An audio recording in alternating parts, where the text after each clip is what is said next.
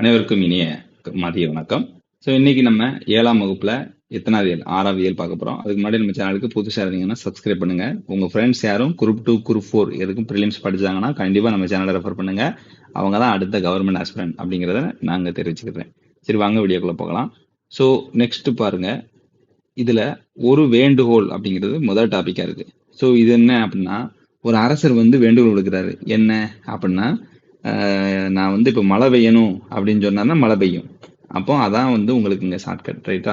So அப்போ ஒரு வேண்டுகோள், இந்த வேண்டுகோளை யார் விடுக்கிறா அப்படின்னு கேட்டீங்கன்னா தேன் அரசன் அப்படிங்கிறவரு விடுக்கிறாரு. ஸோ இது இந்த ஒரு வேண்டுகோள்ங்கிறது எந்த தலைப்புல இருந்து எடுக்கப்பட்டது அப்படின்னு கேட்டீங்கன்னா பெய்து பழகிய மேகம் அப்படிங்கிற தலைப்புல இருந்து எடுக்கப்பட்டது. ஸோ முதல்ல ஒரு சின்ன இன்ட்ரோ கொடுத்துருந்தேன். அடுத்து என்ன அப்படின்னா இந்த நூல் வழியை பாருங்க. ஸோ இந்த நூல் வழியை நீங்க ஈஸியா மனப்பாடம் பண்ணிடலாம். அதுக்கு ஒரு படம் மட்டும் வரையணும். அந்த படம் வரைஞ்சி காமிச்சிருந்தேன். ஸோ ஒரு ஃபோட்டோவில் பாருங்க, ஒரு மேகம் இருக்கு. அந்த மேகத்துல என்ன இருக்கு. அடுத்து தென்றல் காற்று இங்கிட்டு வீசிக்கிட்டு இருக்கு. இங்கனுக்குள்ள ஒரு ரோஜா மரம் இருக்கு. அந்த ரோஜா மரம் என்னது? வெள்ளை ரோஜா. அதுல ஒரு குயில் என்ன செஞ்சுக்கிட்டு இருக்கு? உட்காந்துக்கிட்டு இருக்கு. கீழே ஃபுல்லா மண்ணு, ரைட்டா? கீழே ஃபுல்லா மண்ணு. இதை மட்டும் நீங்க ஞாபகம் வச்சுக்கினாலே போதும். இந்த படத்தை நல்லா பார்த்துக்கோங்க. ஒரு ஃபோட்டோ, அந்த ஃபோட்டோவில் மேகம் இருக்கு, அதுல தென்றல் வீசுது, கீழே ஒரு வெள்ளை ரோஜா இருக்கு, அதுல ஒரு குயில் நிக்குது, கீழே மண் இருக்கு. இதை மட்டும் ஞாபகம் வச்சுட்டீங்கன்னா போதும். இந்த நூல்வெளி அப்படிங்கிறது நம்ம கிளியர். ஸோ பாருங்க, நான் சொன்னோன்னா மேலே வானம் இருக்கு. அப்போ வானம்பாடி, குயில், தென்றல், இந்த மூணுமே என்னன்னு கேட்டீங்கன்னா இதழ்கள். வானம்பாடி, குயில், தென்றல், இந்த மூணுமே இதழ்கள். இந்த இதழ்கள்ல இவர் கவிதைகள் எழுதிட்டு இருந்தாரு. அது போக இவர் எழுதிய நூல்கள் என்னென்ன அப்படின்னு எடுத்துட்டீங்கன்னா பெய்து பழகிய மேகம் அப்படின்னு சொன்னா, இந்த மேகம் இருக்கு இல்லையா, அந்த பெய்து பழகிய மேகம், வெள்ளை ரோஜா, அந்த மண்ணில் தண்ணி பட்டோம்னா மண் வாசனை வருமல்ல, ஸோ அப்போ மண் வாசம் அப்படிங்கிறத எழுதியிருக்காரு அப்படின்னு வச்சுக்கணும். ஸோ இந்த போட்டோ பார்க்க கொஞ்சம் சிக்கலா இருக்கா, அதனால சமுதாய சிக்கல்கள் எல்லாத்தையும் அவர் என்ன செய்வாரு, எள்ளல் சுவையோடு எழுதுவாரு அப்படிங்கிறத ஞாபகம் வச்சுக்கோங்க, ரைட்டா? ஸோ இதான் என்னன்னா இங்க கொடுத்துருக்கக்கூடிய இந்த நூல்வெளியில இருக்கக்கூடிய முக்கியமான விஷயங்கள். ஸோ அடுத்து இவர் என்ன சொல்றாரு இந்த பாட்டுல அப்படின்னா, நீ யாரு போட்டோனாலும் வர, ரைட்டா? அந்த எந்த போட்டோ வரைஞ்சாலும் அந்த போட்டோல மானுடத்தினுடைய தன்மை அப்படிங்கிறது கண்டிப்பா இருக்கணும். அப்படி இருந்தா தான் அது ஓவியம், அப்படி இல்லைன்னா அது ஓவியமே கிடையாது அப்படிங்கிற ஒரு இது சொல்றாரு. ஸோ இதுல பாருங்க, இந்த விவசாயி இருக்கார் இல்லையா, இந்த விவசாயியை பத்தி ஒரு விவசாயியோட ஓவியம் வரைஞ்சியா, அந்த ஓவியத்துல என்ன இருக்கணும்? அவருடைய மண் வாசனை இருக்கணும். விவசாயம்னாலே மண்ணு தானே, அப்போ மண் வாசனை இருக்கணும். ஓவியர்னாலே ஓவியர் உளியை வச்சு அடிக்கும்போது ரொம்பவே இருக்கும். அப்போ நெடி அப்படின்னா நாற்றம், அவருடைய வியர்வை நாற்றம் இருக்கணும் அப்படின்னு சொல்றாரு. ஒரு தாயை வரைந்த அப்படின்னா அவங்களுடைய முகத்துல அன்பும் பாசமும் நிறைந்திருக்கணும். ஒரு குழந்தைய வரைஞ்ச அப்படின்னா அதுல பால் மனம் அப்படிங்கிறது வீசணும் அப்படிங்கிறது சொல்றாப்ல, ரைட்டா? ஸோ இப்படி இருந்தா தான் அது ஓவியம். அப்படி இல்லாம ஓவியம் மறாயிருங்க தயவு செஞ்சு அப்படின்னு சொல்றாரு தேனரசன், ரைட்டா? பிரம்மாக்கள்னா, பிரம்மன்னா என்ன தெரியும்? ஆக்கக்கூடிய கடவுள், அதனால படைப்பாளர்கள்ங்கிறாங்க. நெடினா நாற்றம். ஸோ பொதுவாக இந்த நாற்றம் அப்படிங்கிற நெடுந்துளை அடிக்கும், பார்த்திருக்கீங்களா? அப்போ மழலைனா குழந்தை. ஸோ நெக்ஸ்ட் பாருங்க, வனப்புனா அழகு, சரியா? வனப்புனா அழகு தெரிஞ்சதுதான். பூரிப்பு, வீட்டுல பூரி இன்னைக்கு, அப்ப ரொம்ப மகிழ்ச்சி தான். ஸோ மேனினா உடல், அவ்வளவுதான். ஸோ இதோட இந்த பார்ட் ஓவர். நெக்ஸ்ட் பாருங்க, கீரை பாத்தியும் குதிரையும். ஸோ இந்த மாதிரி வந்தாலே என்ன கேட்டீங்கன்னா காலமேகம் தான். ஸோ கீரைலாம் குறிப்பிட்ட காலத்துல வாங்கிடணும், ரைட்டா? நீங்க போய் மதியம் சாயந்தரம்லாம் கீரை வாங்க முடியாது. ஊர்ல காலையில வைப்பாங்க, அதை வாங்கிக்கோங்க. அப்போ காலமேக புலவர்னே வச்சுக்கணும். ஸோ இதை பாருங்க என்ன சொல்லிருக்காங்க அப்படின்னா, ஸோ மண்கட்டிகள் அடிக்கிறது, அதாவது ஒரு கீரை பாத்தி வைக்கிறதும் ஒரு குதிரை ஓடுறதையும் ரெண்டையும் கம்பேர் பண்ணி ஒரு பாட்டு எழுதியிருக்காரு. இவர் தான் காலமேக புலவர், ரொம்ப முக்கியமான ஆளு. ஸோ சிலேடை அப்படின்னு சொல்லுவாங்கப்பா. ஸோ இரட்டர் மொழிதல் என்னது? ஒரு பாட்டு ரெண்டு மீனிங் கொடுக்கும், அதான் இரட்டர் மொழிதல் அணி அடிப்பாங்க, சரியா? ஸோ இந்த இரட்டர் மொழிதலை பொறுத்த வரைக்கும் சிலேடை அடிப்பாங்க. நம்ம சின்ன வயசுல சிலேடை வச்சு எழுதியிருப்போம். அந்த சிலேடெல்லாம் என்ன செய்வோம், ரெண்டு சைடுமே எழுதுவோம், பார்த்தீங்களா? ஒரு சைடு மட்டும் எழுத மாட்டோம். அதனால சிலேடைனா இரண்டு பக்கம் இரண்டு கருத்துக்களை சொல்லக்கூடியது. ஸோ வன்கீரைனா வளமான கீரை, முட்டைப்போய்னா முழுதாக சென்று, பரினா குதிரை, வாய்க்கால் குதிரையின் காலம் அப்படிங்கிற கால் அப்படிங்கிறதெல்லாம் மீனிங்ல வருது, சரியா? ஸோ நெக்ஸ்ட் பாருங்க, காலமேக புலவர்களுடைய இயற்பெயர், சரியா? காலத்துக்கு மேகம் மேல இருந்ததுன்னா மழை வரத்தான் செய்யும், அதனால வரதன் அப்படின்னு ஞாபகம் வச்சுக்கோங்க. ஸோ மேகம் மழை ஒழிவது போல இவர் கவிதைகள் எழுதுவதில் உள்ளவர், அதனால இவர் காலமேக புலவர் அப்படின்னு சொல்லிட்டாங்க. ஸோ இதுக்கு என்ன, இவர் எழுதின நூல்கள்லாம் ரொம்ப ஈஸியா ஷார்ட்கட் போடலாம், ரைட்டா? கால மேகம் மழை, அப்போ மழையை வச்சு ஒரு ஷார்ட்கட் சொல்ல போறேன்.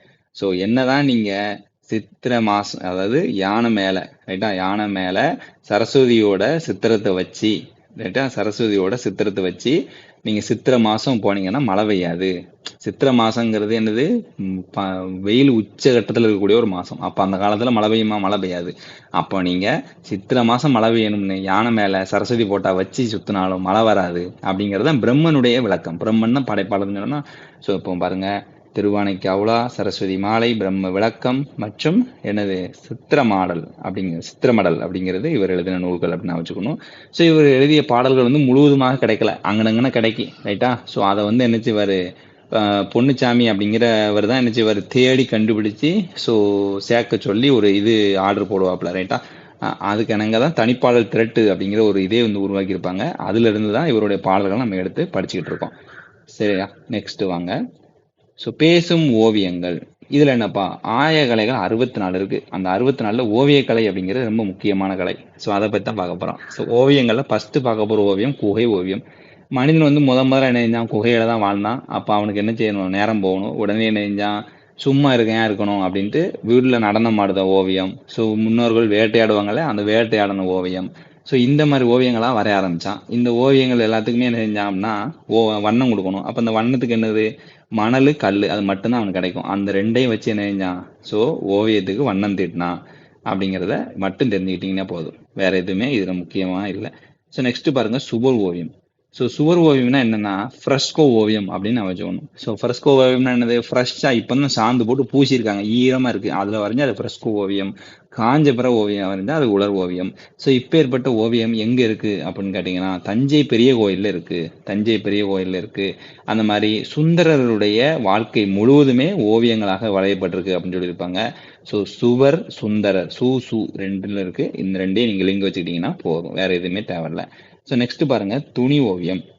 ஸோ துணி ஓவியம்னா என்னப்பா, ஸோ நமக்கு எல்லாத்துக்குமே தெரியும், அந்த காலத்துலலாம் ஒரு வேட்டியில தான் என்ன செய்வாங்க, ஒரு ஃபிலிம் வச்சு நம்ம படம் காமிச்சிருப்போம், பார்த்துருக்கீங்களா. அப்போ அந்த வேட்டிக்கு பதிலாக இங்கே சீலையை போட போகிறோம், ரைட்டா. ஸோ சீலையை லைட்டாக வீட்டிலேருந்து கிழிச்சு ஸோ என்ன செய்வோம், வீட்டில் யாருக்கும் தெரியாமல் அப்படியே அதில் படம் காட்டுவோம். அதுதான் ஸோ சிலை ஓவியத்துக்கு ரொம்ப முக்கியமான ஒன்று. சரி, துணி ஓவியத்துக்கு திரைச்சீலையை கிழிச்சு என்ன செய்வோம், படம் காமிப்போம், ரைட்டா. அதான் இருக்குங்க சாட்கள். ஸோ இந்த காலங்களில் வந்து என்ன அப்படின்னா காலம் மாறி போச்சுப்பா. ஸோ இந்த காலம் யாரெல்லாம் சேலை கட்டுறதா, யாரும் சேலை கட்டுறது இல்லை, எல்லாம் சுடிதார் அந்த மாதிரி போட்டாலே தாங்க. அதனால இது களம்காரி ஓவியங்கள் அப்படிங்கிற பெயர்ல தமிழகத்திலையும் ஆந்திராவிலையும் இது இப்போதைக்கும் இது இருந்துகிட்டு இருக்கு அப்படின்னு நான் வச்சுக்கணும். அது போக இதுல ஒரு முக்கியமான விஷயம் என்ன அப்படின்னா, ஸோ குணமாலை அப்படிங்கிற ஒரு தலைவி வந்து யானையை கண்டு பயப்பட்டதாக சீவக சிந்தாமணியில கூறப்பட்டப்பட்டிருக்கு அப்படின்னு சொல்லியிருப்பாங்க, ரைட்டா. ஸோ இப்போ சீவக சிந்தாமணி குணமாலை அப்படிங்கிற ஒரு பெண்ணு யானையை கண்டு பயந்தான், அந்த காட்சியை சீவகன் வந்து என்ன செய்வான், ஸோ துணியில வரைஞ்சாரு அப்படின்னு சொல்லியிருப்பாங்க. இதை பார்த்துக்கோங்க. ஸோ நெக்ஸ்ட் இங்க வாங்களேன். ஸோ புனையா ஓவியம் கடுப்ப புனைவில் அப்படின்னா என்னப்பா அப்படின்னா, ஸோ ஒரு ஓவியம் நீங்க வரைய சொல்றீங்க, ரொம்ப நாளாச்சு, நெடுநாளாயிடுச்சு வரையவே இல்லை, அப்போ ரொம்ப கடுப்பாயிரும். சிம்பிளா முடிஞ்சதா. புனையா ஓவியம் புறம் போந்தன்ன. ஸோ ஓவியமே சரியா முழுமையடையலை, இருந்தாலும் அது வெளியில போயிருச்சுன்னா அது மணி ஆயிரும். அப்போ மணி மேகலை, மணினா ரூபா, ரைட்டா. அதான் நான் வச்சுக்கோங்க. ஸோ நெக்ஸ்ட் பாருங்க, ஓலைச்சுவடி ஓவியம். ஓலைச்சுவடி ஓவியம்னா இப்போ வேற ஒண்ணுமே இல்லை, இதிகாசம் மற்றும் புராண காட்சிகளா இருக்கும். இதை மட்டும் நான் வச்சுக்கோங்க. தஞ்சை சரஸ்வதி மகால் நூலகத்துல அதிகமா இருக்கு. இதை மட்டும் தெரிஞ்சுட்டீங்களா போதும், வேற ஒண்ணுமே இல்லை. ஸோ நெக்ஸ்ட் பாருங்க, செப்பேட்டு ஓவியம்னு நினைப்பா, மன்னருடைய அரசு ஆணைகள் தான் முன்னாடி வந்து என்ன செஞ்சாங்க, அந்த செப்பேடுகளை குறிச்சு வச்சாங்க. ஆனா அப்போ அதுலயும் சில ஓவியங்கள் அப்படிங்கிறது ஒளி கொண்டு கிறுக்கல்களாக, வரைகோடுகளாக இருப்போம். இதான் முக்கியம், ரைட்டா. அது போக என்னன்னா அங்க என்னெல்லாம் இருக்குன்னா, ஒரு நீர்நிலை, அந்த நீர்நிலையில என்ன இருக்கும், பறவைகள் இருக்கும். பறவைகள் எது மேல இருக்கும், தாமரைங்கிற ஒரு கொடி மேல இருக்கும், ரைட்டா. ஸோ அப்போ செடி கொடிகள், நீர்நிலை, பறவைகள், அந்த பறவையை பிடிச்சு திங்கிறதுக்கு வெளியிலே ஒரு விலங்கு காத்துக்கிட்டு இருக்கும், ரைட்டா. ஸோ இதெல்லாம் குறிக்க மாதிரி ஒரு குறியீடுகளும் அங்க அந்த செப்பேடுல இருக்கும் அப்படிங்கிறத நான் வச்சுக்கோங்க. ஸோ நெக்ஸ்ட் பாருங்க, தந்தம்னாலே என்னப்பா, கேரளா தான் தந்தத்துக்கு ஃபேமஸ் அப்படின்னு நமக்கு தெரியும். ஸோ தஞ்சாவூர்ல வந்து என்ன அப்படின்னு கேட்டீங்கன்னா இந்த மாதிரி ஓவியங்கள் வந்து என்ன அதிகமாக கிடைக்கும் அப்படின்னு சொல்லுவாங்க, ரைட்டா. ஸோ இந்த அதாவது கலர் பெயிண்ட் கொண்டு இதை வந்து வரைவாங்க அப்படின்னு நான் வச்சுக்கணும். கேரள மாநிலத்துல எங்களை அதிகமாக காணலாம். கண்ணாடி ஓவியங்கள் தான் இங்க தஞ்சாவூர்ல இருக்கும், ரைட்டா. கண்ணாடி ஓவியங்கள் தஞ்சாவூர் அப்படின்னு வச்சுக்கணும். தஞ்சாவூர் போனீங்கன்னா அப்படியே காவிரி தண்ணி கண்ணாடி மாதிரி ஓடிங்க, கீழே என்ன இருக்கு எல்லாமே தெரியுங்க, கண்ணாடி மாதிரி இருக்கும். அப்ப கண்ணாடி ஓவியம்னா தஞ்சாவூர்னு மட்டும் வச்சுக்கோங்க. ஸோ அடுத்தது பார்த்துட்டீங்கன்னா கருத்துப்பட ஓவியம், இது ரொம்ப முக்கியமான ஒண்ணு. ஸோ அதாவது அரசியல் கருத்து ஏதாட்டு இருக்கு அப்படின்னா அது எளிமையா மக்களுக்கு சொல்லணும் அப்படின்னா என்ன ஓவியம் பயன்படுது அப்படின்னா கருத்துப்பட ஓவியம் பயன்படுது அப்படிம்பாங்க. ஸோ கேலி சித்திரமும் கொடுத்துருப்பாங்க, கேலி சித்திரம்ங்கிறதும் வரும். பட் இருந்தாலும் எக்ஸாக்ட் ஆன்சர் வந்து கருத்துப்புற ஓவியம்பாங்க. இந்தியா இதெல்லாம் 1916ல வந்து என்னன்னு கேட்டீங்கன்னா, அவங்க முதலா பாரதியார் தான் நினைச்சு வருது கருத்துப்படம் அப்படிங்கிற ஒரு கான்செப்டே வந்து நான் கொண்டு வருவது. ஸோ வித்தியாசமான உருவத்துல வந்து என்ன செய்வாரு, கேலியா உருவாக்கி பாரதியார் வந்து காமிப்பாரு, ரைட்டா. ஸோ அதனால அது கேலி சித்திரம் அப்படிங்கிற ஒரு பெயர் வந்துச்சு அப்படிம்பாங்க, ரைட்டா. ஸோ நெக்ஸ்ட் இங்க பாருங்க, இதுல ஓவியம் அப்படின்னா வட்டிகை செய்தி, ரைட்டா. ஸோ அந்த காலத்துலலாம் வட்டி கட்டணும் அப்படின்னா என்ன செய்யணும், நல்ல ஓவியமா வரைஞ்சு கொடுத்தீங்கன்னா போதும், வட்டி கட்ட வேண்டாம். அப்போ வட்டிகை செய்தின்னு வச்சுக்கோங்க. ஸோ நெக்ஸ்ட் பாருங்க, ஓவியம் மறைபவர். கிழவிகள் தான் அந்த காலத்துல ஓவியம் மறைதல ரொம்ப வல்லவங்கப்பா, ரைட்டா. சித்திரை மாசம் ஆயிட்டுனாலே போதும், அவங்க வந்து பயங்கரமா இருப்பாங்க. ஸோ சித்திரகார புலி யாரு, மகேந்திரவர்ம பல்லவன் இருக்கார் இல்லையா, அவர் சித்திரகார புலி அப்படின்னு தான் சொல்லுவாங்க. இதெல்லாம் நமக்கு ஹிஸ்டரி கிளாஸ்ல படிப்போம், சித்திரகாரர். அடுத்து பாருங்க, ஓவிய கூடத்தை பாருங்க. ஸோ எழுது தொழில் அம்பலம் அப்படிம்பாங்க. எழுது தொழில் அம்பலம் நான் வந்து நல்லா புரிஞ்சுக்கோங்க, எது எதெல்லாம் குழப்பமோ அதை மட்டும் தான் சொல்லுவேன், சரியா. மற்றதெல்லாம் ஈஸியா நீங்க போட்டுருவீங்க. ஸோ எழுது தொழில் அம்பலம், எழுத்து நிலை மண்டபம். ஸோ சித்திரம்னு வந்துட்டாலே ஓவியம் நீங்க அடிச்சிருங்க, அதனால அதை நான் சொல்ல மாட்டேன், ரைட்டா. இந்த ரெண்டு தான் இதுல முக்கியம். ஸோ நெக்ஸ்ட் பாருங்க, இந்த பசார் பெயிண்டிங் அப்படின்னு ஒண்ணு இருக்கு, அது என்னப்பா. ஸோ கேலண்டர் தான். நம்ம கேலண்டர் எங்க போய் வாங்குவோம், ஊர்ல உள்ள பஜார்ல தானே வாங்குவோம், அதனால பசார் பெயிண்டிங் இதை அழைப்பாங்க. ஸோ கேலண்டருக்கு கரெக்டா கொண்டையில தான் என்ன செய்வோம், கம்பியை மாட்டி மேல தொங்க போடுவோம். அதனால கொண்டைய ராஜா அப்படிங்கிறவர் தான் என்னது, இந்த நாட்காட்டி ஓவியம் வரைதல ரொம்ப முன்னோடியா இருந்தவர். ஸோ இந்த ஓவியத்துக்கு பேசிக்கா இருந்தது என்ன அப்படின்னு கேட்டீங்கன்னா, ராஜா ரவிவர்மா அப்படிங்கிற ஒருத்தர், ரைட்டா. இவர் என்ன செய்வார் அப்படின்னா, ராவா இருந்துகிட்டு என்ன செய்வாரு, ஸோ இந்தியாவினுடைய கலை, ஐரோப்பிய கலை மற்றும் இந்திய கதை இந்த ரெண்டையும் புகுத்தி என்ன செய்வாரு, ஒரு ஓவியம் மறைவார். அதான் என்னது, அது பின் நாட்கள்ல நாட்காட்டி ஓவியங்களாக மறைந்தது அப்படின்னு சொல்லுவாங்க, ரைட்டா. ஸோ இதோட இது முடியுது. நெக்ஸ்ட் வாங்க, தமிழர் ஒளியிடங்கள். இது ரொம்ப ரொம்ப முக்கியம். இந்த பாடம் கண்டிப்பா ஒன்வேர்டு வந்துட்டே இருக்கும், நல்லா படிச்சுக்கோங்க, ரைட்டா. ஸோ ஃபர்ஸ்ட் பார்க்க போறது சரஸ்வதி மகால். சரஸ்வதினால என்னது நமக்கு, சரஸ்வதி மகால்ல போய் அந்த காலம் படிச்சீங்கன்னா தான் ஒன்னையும் கூட்டினீங்கன்னா ரெண்டுன்னே தெரியும். ஸோ அப்போ 1122 முதல் இயங்கி வருது அப்படின்னு வச்சுக்கோங்க. ஸோ இங்க என்னதெல்லாம் இருக்கு அப்படின்னா, ஒரு இசைக்கருவிகள் இருக்கு, தமிழ் மற்றும் தெலுங்கு, இந்த ரெண்டையும் மட்டும் ஞாபகம் போதும். தமிழ் மற்றும் தெலுங்கு இந்த ரெண்டு நூல்கள், ரெண்டு மொழிகளை சேர்ந்த நூல்கள்லாம் இங்க இருக்கு. ஓவியம் இசைக்கருவிகளும் இருக்கு அப்படிங்கிறது தெரிஞ்சுக்கோங்க. அடுத்து பாருங்க, தஞ்சாவூர் தமிழ் யூனிவர்சிட்டி. ஸோ மேல இருந்து பார்க்கும்போது என்ன கேட்டீங்கன்னா, இந்த தமிழ் மாதிரி தெரியும் அப்படிங்கிற ஒரு ஃபர்ஸ்ட் யூனிவர்சிட்டி எதுன்னு கேட்டீங்கன்னா இந்த தஞ்சாவூர் யூனிவர்சிட்டி தான். So Thanjavur Tamil university number 1 university. அதனால 1981 என்ன செஞ்சிருப்பாங்க, கட்டியிருப்பாங்க. கிட்டத்தட்ட 1000 ஏக்கர் பரப்பளவில் வந்து என்ன கேட்டீங்கன்னா கட்டியிருப்பாங்க. ஸோ இதனுடைய முக்கியமான நோக்கம் என்ன அப்படின்னு கேட்டீங்கன்னா, இந்திய நாகரிகம் இருக்கு இல்லையா, அதனுடைய பண்பாட்டு கூறுகள் எல்லாத்தையும் அலசி ஆராயணும் அப்படிங்கிறத இது முக்கியமான ஒரு ஒன்வேர்டு. தமிழ்நாட்டு நாகரிகம் அப்படின்னு கொடுப்பாங்க, ஆனா நீங்க என்னது இந்திய நாகரிகம் தான் எக்ஸாக்ட் கரெக்ட், ரைட்டா. ஸோ இங்க என்னன்னா 5 புலம் வந்து இருக்குப்பா. என்னன்னு கேட்டீங்கன்னா 5 புலம் இருக்கு. 5 புலம் என்னலாம், ஸோ மொழிப்புலம், சுவடிப்புலம், அறிவியல் புலம், ரைட்டா, ஏகப்பட்டது இருக்காங்க.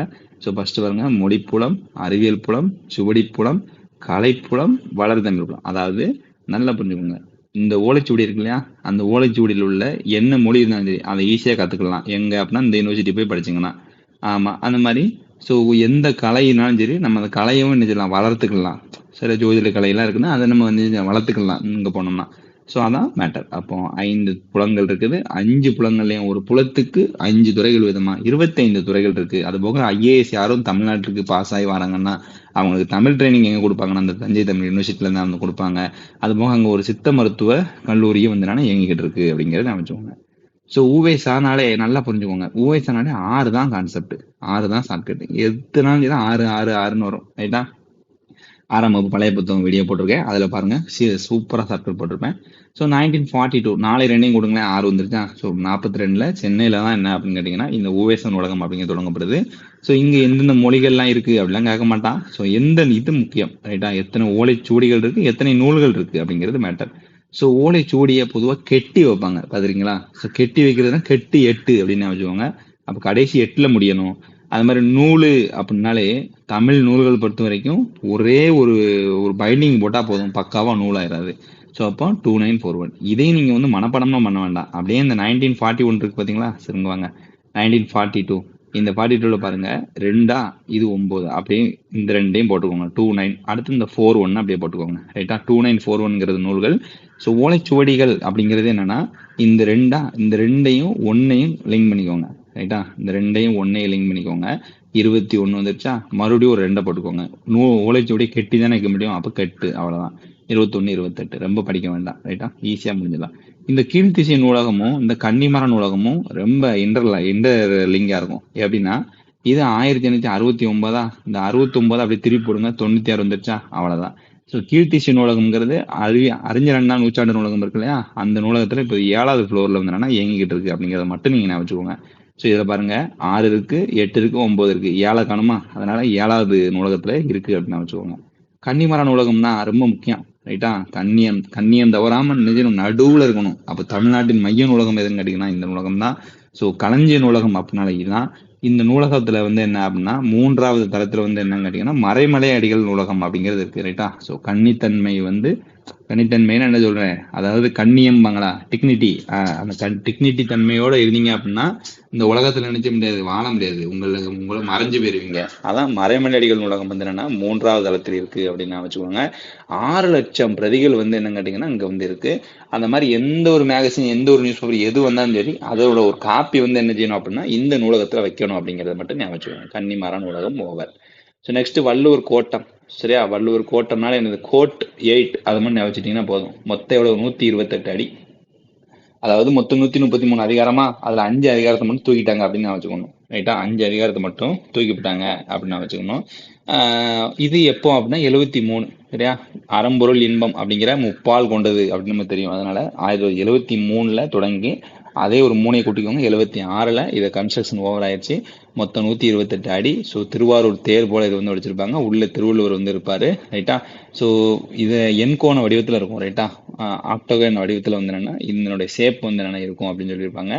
இதுல 1330 குறட்பாக்கள் வந்து என்னன்னு கேட்டீங்கன்னா, இதுக்கு முன்னாடி வந்து இப்போ இது வந்து தேர், சென்னையில இருக்கவங்க பார்த்துருப்பீங்க. இந்த இதுக்கு முன்னாடி இப்படி போனீங்கன்னா உங்களுக்கு என்ன இருக்கும், அந்த இது ஒரு கூடம் கணக்கா இருக்கும். அந்த கூடத்துக்குள்ள போனீங்கன்னா ஒவ்வொரு கலர்ல ஒவ்வொரு விதமான இது வந்து எழுதியிருப்பாங்க.